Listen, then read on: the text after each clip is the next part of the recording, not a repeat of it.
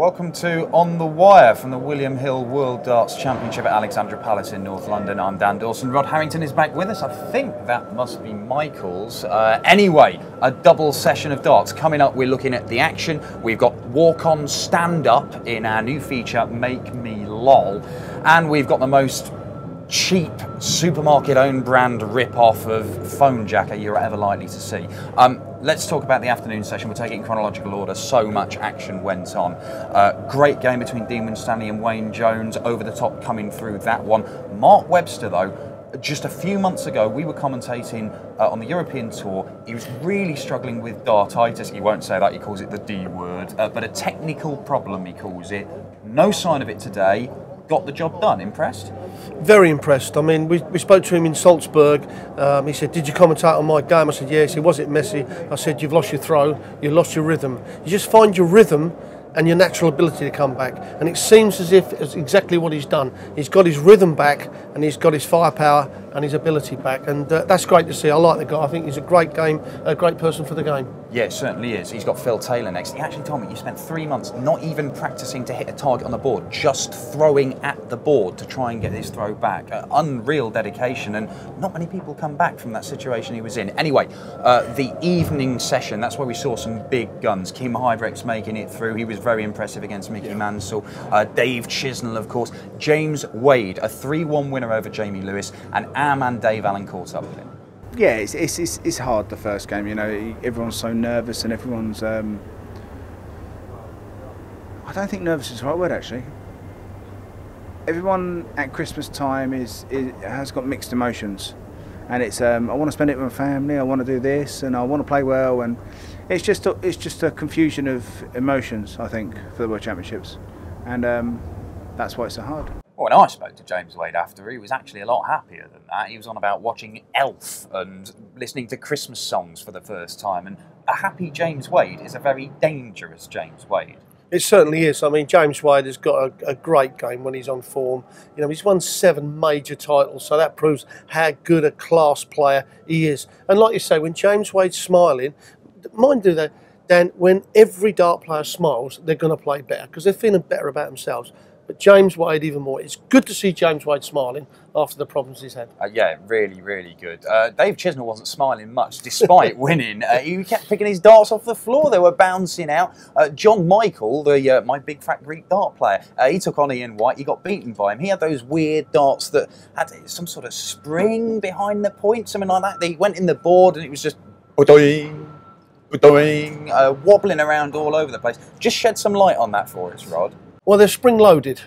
Keith Deller actually brought them out originally back in the early 80s, and then the BDO banned them. What it is, there's a spring behind the point inside the barrel, and when the dart comes in, when it hits the wire, instead of being a static point and bouncing out, it actually moves a bit, skids the point, and it actually goes into the size or into the dartboard, so it stops them bouncing out. And that's why it's wobbling around like a cartoon dart. Anyway, speaking of cartoons, it's our big new feature. It features Lawrence Lustig, the PDC photographer, a man also known as LOL, and it also features the walk-on girls in the new feature, Make Me LOL. That's a young person's word. It means laugh out loud, Rod. Really? Yeah. I always wondered what that meant. Joining me now is the official photographer of the PDC, Mr. Lawrence Lustig. He's also the award-winning photographer that I'm very pleased to say is very, very important to this section because it's called Make Me LOL. Yes, laugh out loud. And who's in charge of the comedy? None other than our walk-on girl. So firstly, Hazel, would you please make me lol? Okay. Really? Okay. I bought a front sponge door. I bought a sponge front door. Don't knock it. No. What about that time we were all travelling up the country for darts and we broke down on the side of the road at the motorway and we all had to walk through fields for about an hour. That was a funny day. Yeah, okay, thanks. Thanks, next. Okay, this time round to Make Me LOL, it's Barbie. Good luck.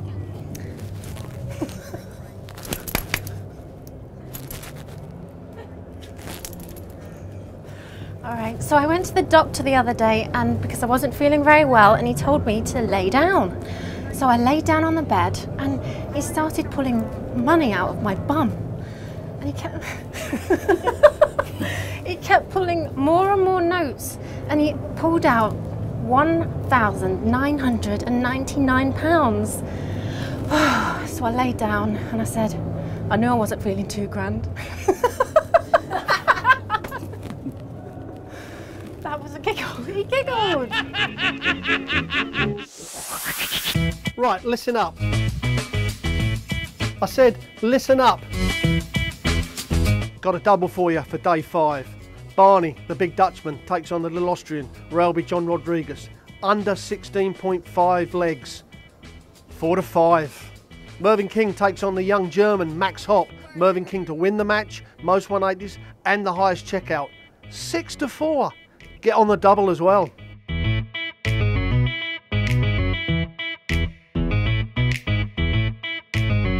So Rod, back to just an evening session for the Monday. We've got some good stuff on the way though. 5-time world champion Raymond van Barneveld against young Roby John Rodriguez and Michael Smith against Mensur Suljovic. The two Austrians looking to spoil the party of a couple of fancy players here. It could easily happen, Dan. It really could. I mean, Ralby John Rodriguez, we've seen him several times on the stage. Bit of an extrovert. I mean, he hits the 180s and he's bouncing all over the place. But I think that Barney's coming into this in a good mindset. I think Barney will be very professional and win this. And I think Michael Smith may just have the extra scoring power to give him extra darts at the double. But if he starts missing, we've seen Mensur do it so many times, take scalps, and he'll take Smith's scalp if he doesn't be careful. Oh, Mensur Suljovic is a real spoiler. I've just got a funny feeling Roby John might be able to get to Barney before he builds up a bit of momentum. Anyway, look, what we're going to do, we're going to leave you with this. It is our supermarket brand version of Phone Jacker. I rang up Ali Pali. What a venue it is. What a tournament we've got, what a venue. They don't just do the darts, they do the snooker, they do the ping pong, as everybody keeps telling me. They do bands and gigs as well. How many walk-on tunes, Rod, do you think I could fit into a 2-minute phone conversation? 8 to 10? Not even close. Try 30. No.